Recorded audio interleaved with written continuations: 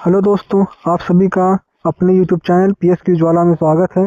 आज लेके आए हैं सामान्य ज्ञान के 50 क्वेश्चन जो मोस्ट इम्पॉर्टेंट हैं, जो सभी प्रतियोगी परीक्षाओं में बार बार पूछे गए हैं।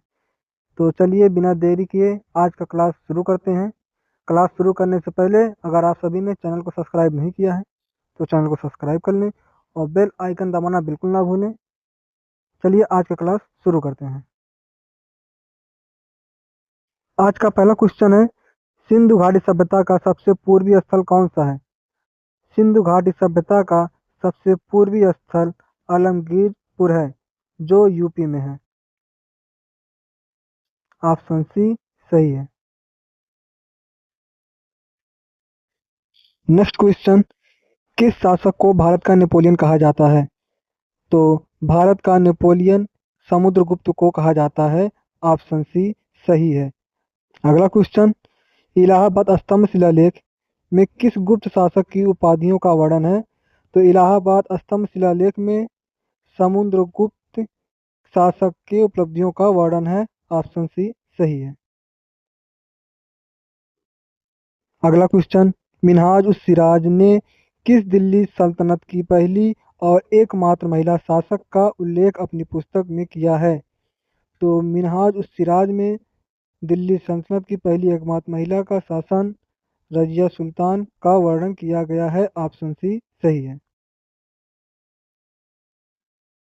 अगला क्वेश्चन, बाबरनामा किस भाषा में लिखी गई है? तो बाबरनामा तुर्की चगताई भाषा में लिखी गई है। ऑप्शन सी सही है। अगला क्वेश्चन, किस गवर्नर जनरल ने सती प्रथा को अवैध घोषित किया था? तो सती प्रथा को अवैध घोषित करने वाला governor general Lord William Bentinck था। ऑप्शन बी सही है। अगला क्वेश्चन है, स्वामी विवेकानंद ने किस वर्ष शिकागो यूएसए में विश्व धर्म संसद में भाग लिया? तो स्वामी विवेकानंद ने विश्व धर्म संसद में जो शिकागो में भाग लिया था। ऑप्शन बी सही है। स्वामी विवेकानंद ने जो शिकागो धर्म संसद में भाग लिया 1893 में लिया था।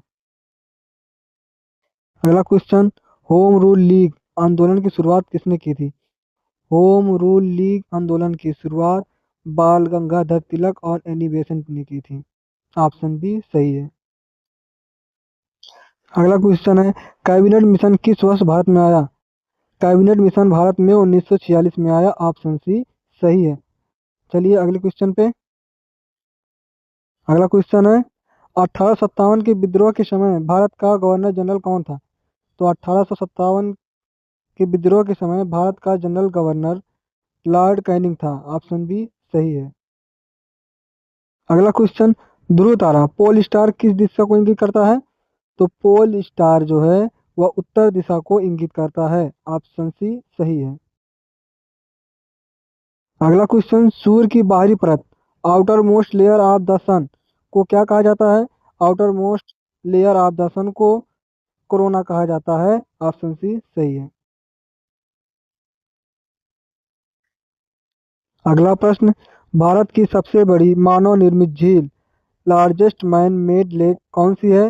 लार्जेस्ट मैन मेड लेक जो मानव द्वारा निर्मित है वह गोविंद बल्लभ पंत सागर है, जो मानव द्वारा बनाई गई झील है। ऑप्शन बी सही है। अगला प्रश्न, काजीरंगा राष्ट्रीय उद्यान किस जानवर के लिए प्रसिद्ध है? तो काजीरंगा राष्ट्रीय उद्यान जो है वह एक सींग वाले गैंडे के लिए प्रसिद्ध है। ऑप्शन बी सही है। अगला प्रश्न, भूमध्य रेखा कितने देशों से होकर गुजरती है? तो भूमध्य रेखा जो है 13 देशों से होकर गुजरती है। ऑप्शन बी सही है।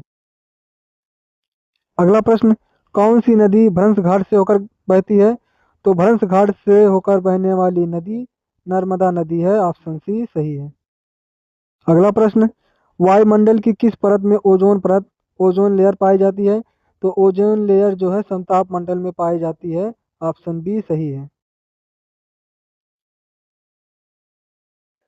अगला प्रश्न है, ग्रांड कैनियन किस देश में स्थित है? तो ग्रांड कैनियन जो है संयुक्त राज्य अमेरिका में ग्रांड कैनियन स्थित है। ऑप्शन बी सही है।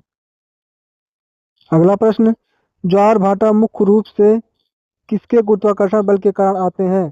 तो ज्वार भाटा जो आते हैं वह चंद्रमा और सूर्य के गुरुत्वाकर्षण बल के कारण आते हैं। ऑप्शन सी सही है। अगला प्रश्न है, कौन सी भारतीय पर्वत चोटी केटू और गॉडविन ऑस्टिन के नाम से भी जानी जाती है? तो गॉडविन ऑस्टिन के नाम से जानी जाती है वह है ऑप्शन सी गॉडविन ऑस्टिन, जो फिलहाल पीओके में है। अगला प्रश्न, सरकारिया आयोग का संबंध किससे है? तो सरकारिया आयोग का संबंध केंद्र राज्य संबंध से है। ऑप्शन बी सही है। अगला प्रश्न है, भारतीय संविधान की 10वीं अनुसूची 10th शेड्यूल किससे संबंधित है? तो 10वीं अनुसूची जो है वह दल बदल विरोध कानून से संबंधित है। ऑप्शन बी सही है। अगला प्रश्न, धन विधेयक मनी बिल को राज्यसभा अधिकतम कितने दिनों तक रोक सकती है? तो मनी बिल को राज्यसभा अधिकतम 14 दिनों तक रोक सकती है। ऑप्शन बी सही है। अगला प्रश्न है, भारतीय संविधान में नागरिकता सिटीजनशिप का प्रावधान किस भाग में दिया गया है? तो भारतीय संविधान में नागरिकता का प्रावधान भाग 2 में दिया गया है। ऑप्शन बी सही है। अगला प्रश्न है, ग्राम सभा का अभिप्राय है? तो ग्राम सभा का अभिप्राय है पंचायत क्षेत्र के सभी पंजीकृत मतदाता। ऑप्शन बी सही है। अगला क्वेश्चन है, भारत के संविधान में एकल नागरिकता सिंगल सिटीजनशिप का प्रावधान किस देश से लिया गया है? तो सिंगल सिटीजनशिप का प्रावधान ब्रिटेन से लिया गया है। ऑप्शन बी सही है। अगला प्रश्न है, कौन सा अनुच्छेद संवैधानिक उपचारों के अधिकार से संबंधित है? संवैधानिक उपचारों के अधिकार से संबंधित आर्टिकल 32 है। ऑप्शन सी सही है। अगला प्रश्न है, उच्च न्यायालय हाई कोर्ट के न्यायाधीशों को उनके पद से कौन हटा सकता है? तो हाई कोर्ट के न्यायाधीशों को उनके पद से राष्ट्रपति हटा सकता है। ऑप्शन बी सही है। अगला प्रश्न है, भारत के संविधान के किस अनुच्छेद में राष्ट्रपति पर महाभियोग चलाने की प्रक्रिया दी गई है? तो राष्ट्रपति पर महाभियोग चलाने की प्रक्रिया आर्टिकल 61 में दी गई है। ऑप्शन बी सही है। अगला प्रश्न, जीरो आवर भारतीय संसदीय प्रणाली में किस देश की देन है? तो जीरो आवर प्रणाली जो है वह भारत का नवाचार। ऑप्शन सी सही है। अगला प्रश्न, लेंस की शक्ति पावर ऑफ लेंस की इकाई क्या है? पावर ऑफ लेंस की इकाई डायोप्टर है। ऑप्शन बी सही है। अगला प्रश्न है, यदि कोई वस्तु मुक्त रूप से गिरती है तो उसका त्वरण क्या होगा? यदि कोई वस्तु मुक्त रूप से गिरती है तो उसका त्वरण जो होगा ऑप्शन बी सही होगा। गुरुत्वाकर्षण के कारण त्वरण 9.8 मीटर प्रति सेकंड स्क्वायर होगा। ऑप्शन बी सही है। अगला क्वेश्चन है, चूना पत्थर का रासायनिक नाम क्या है? तो चूना पत्थर का रासायनिक नाम कैल्शियम कार्बोनेट है। ऑप्शन बी सही है। अगला प्रश्न, वायुमंडल में सबसे प्रचुर मात्रा में पाई जाने वाली गैस कौन सी है? तो वायुमंडल में सबसे अधिक मात्रा में पाई जाने वाली गैस नाइट्रोजन है। ऑप्शन सी सही है। अगला प्रश्न है, प्रोटीन की कमी से बच्चों में कौन सा रोग होता है? तो प्रोटीन की कमी से बच्चों में जो रोग होता है वह क्वाशियोरकर होता है। ऑप्शन सी सही है। अगला प्रश्न, पेसमेकर का संबंध मानव शरीर के किस अंग से है? तो पेसमेकर का संबंध मानव शरीर के हृदय से है। ऑप्शन सी सही है। अगला प्रश्न, प्रकाश की चाल स्पीड ऑफ लाइट सबसे अधिक किसमें होती है? स्पीड ऑफ लाइट सबसे अधिक जो होती है वह निर्वात में होती है। ऑप्शन डी सही है। अगला प्रश्न, शुष्क बर्फ ड्राई आइस किसे कहा जाता है? ड्राई आइस जो कहा जाता है वह ठोस कार्बन डाइऑक्साइड को कहा जाता है। ऑप्शन बी सही है। अगला क्वेश्चन है, बैक्टीरिया की खोज किसने की थी? तो बैक्टीरिया की खोज एंटोन वैन ल्यूवेनहॉक ने की थी। ऑप्शन सी सही है। अगला क्वेश्चन, रेडियोधर्मिता की खोज किसने की थी? रेडियोधर्मिता की खोज हेनरी बेकरेल ने की थी। ऑप्शन सी सही है। अगला प्रश्न, भारतीय रिजर्व बैंक आरबीआई की स्थापना किस वर्ष हुई थी? आरबीआई की स्थापना 1 अप्रैल 1935 को हुई थी। ऑप्शन बी सही है। अगला प्रश्न, जब सरकार का व्यय उसकी आय से अधिक होती है तो उसे क्या कहा जाता है?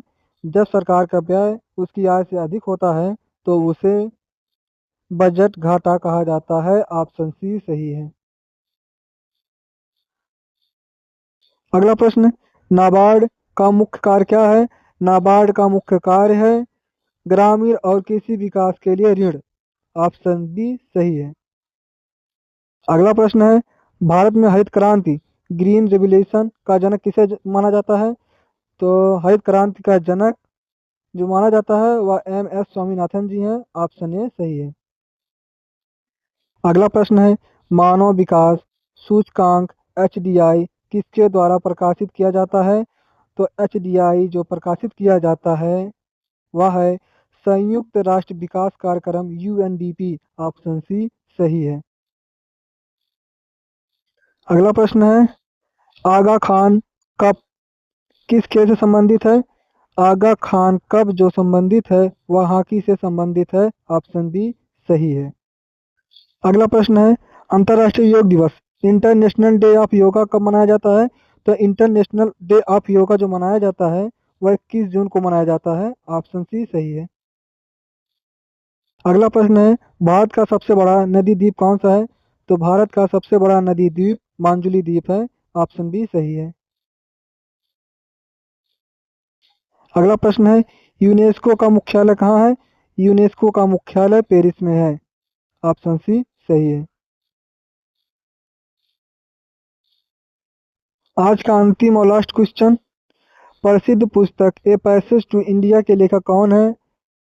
तो ए पैसेज टू इंडिया के लेखक E.M. फॉरेस्टर हैं। ऑप्शन बी सही है। तो बताएं आज के 50 क्वेश्चनों में से आपके कितने क्वेश्चन सही हुए हैं, कमेंट बॉक्स में बताएं और चैनल को सब्सक्राइब कर लें। मिलते हैं नेक्स्ट क्लास में, तब तक के लिए धन्यवाद।